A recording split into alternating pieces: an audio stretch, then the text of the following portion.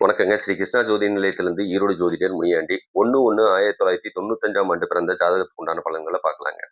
நீங்க பிறந்து 31 வருஷத்த பூர்த்தி பண்ணியிருப்பீங்க. நீங்க பிறந்தது ஞாயித்துக்கிழமை. அன்னைக்கு அமாவாசை ஓடிட்டு இருக்குங்க. மூல நட்சத்திரம் தனுசு ராசியில பிறக்கக்கூடிய அமைப்பு. இந்த மூல நட்சத்திரம்னாவே பார்த்தீங்கன்னா, அதுக்கு சந்திராஷ்டமமா அமையக்கூடியது கடகராசி சந்திராஷ்டமமா அமையுங்க. பஞ்சபட்சின்னு எடுத்துக்கிட்டோம்னா, கோழி தான் பஞ்சபட்சியா வரக்கூடிய அமைப்பு.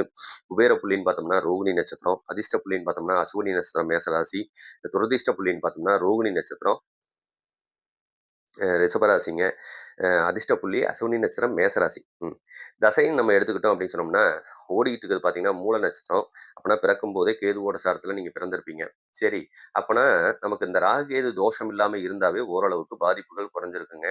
இல்ல அந்த ராகு கேது தோஷம் இருக்க மாரி இருந்ததுன்னா, இப்ப நடந்துட்டு இருக்குது உங்களுக்கு செவ்வாய் தசை ஓடிட்டுருக்குங்க. இந்த செவ்வாயும் பார்த்தீங்க அப்படின்னு சொன்னோம்னா, உட்கார்ந்திருக்கிறது மக நட்சத்திரம் சிம்ம ராசியில உட்கார்ந்துட்டாருங்க. அப்பனா ராகு கேது தோஷமோ சரிங்களா? ராகு தோஷம் இருந்தாலும், இதுக்கு முன்னாடி நடந்த சந்திர திசையும் பாதிக்கப்படும். இப்ப நடந்துட்டு இருக்க செவ்வாய் திசையும் பாதிக்கப்படும். இதுக்கு மேல வரக்கூடிய அ ராகு திசையும் உங்களுக்கு பாதிக்கப்படும்.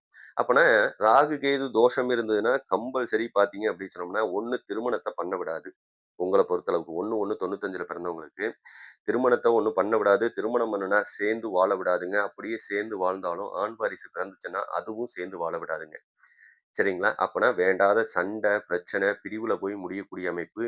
இந்த 1/1/1995ல பிறந்தவங்க அதிகபட்சமா கோர்ட்டு கேஸ்ன்னு கொஞ்சம் அலைஞ்சிட்டு இருப்பீங்க. அதுவும் திருமண வாழ்க்கையில பாதிக்கப்பட்டு அலைஞ்சிட்டு இருப்பீங்க அப்படிங்கிறதையும் நான் அடிச்சே சொல்லிர்றேன். தப்பெல்லாம் வராதுங்க.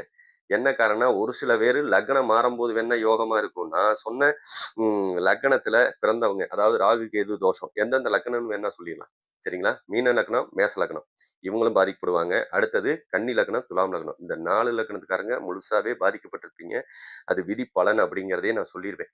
போயி நீங்க வேணா செக் பண்ணி பாருங்க. உங்களுக்கு தெரிஞ்சவங்க யாராவது இருந்தாலும் கேட்டு பாருங்க. அவங்களோட திருமண வாழ்க்கை கம்பல்சரி பாதிக்கப்பட்டிருக்கும். இல்ல அப்படி பிறந்தவங்க இருந்தீங்கனாலும் என்ன கமெண்ட் பண்ணுங்க பார்த்துக்கலாம். சரிங்களா? வேற இந்த ஜாதக ரீதியா என்னென்ன இருக்கு அப்படின்னா, சரியான கோபக்காரன், ரோசக்காரன், சண்டைக்காரன். இவனுக்கு கட்டக்கூடிய மனைவியும் சரியான சண்டை காலையில எந்திரிச்சோனேயும் வேண்டாத சண்டைகள் போடக்கூடிய அமைப்பு. பெண்கள் விஷயத்துல கொஞ்சம் கவனமா இருக்கணும். இவங்களுக்கு ஃபோன் மூலியமா பிரச்சனைகள் அதிகமாகக்கூடிய அமைப்பு தான். இவங்க கம்ப்யூட்டர் சம்மந்தப்பட்ட வேலை செஞ்சாலும் அருமையா இருக்கும். நல்ல ஒரு ஆசிரியர் மத்தவங்களுக்கு புத்திமதி சொல்றது, வைக்கிறதெல்லாம் செய்வீங்க. வலது கண் பாதிக்கப்படும். அம்மா நல்ல கோவத்துக்கு, ரோசத்துக்கு சொந்தக்காரங்களா இருப்பாங்க. இதனால கணவன் மனைவிக்கு இடையில சண்டை கண்டிப்பா குடுக்கும். மேலும் வேறு தகவல் தேவைப்பட்டா கூப்பிடுங்க. சப்ஸ்கிரைப் பண்ணுங்க. அ நன்றிங்க.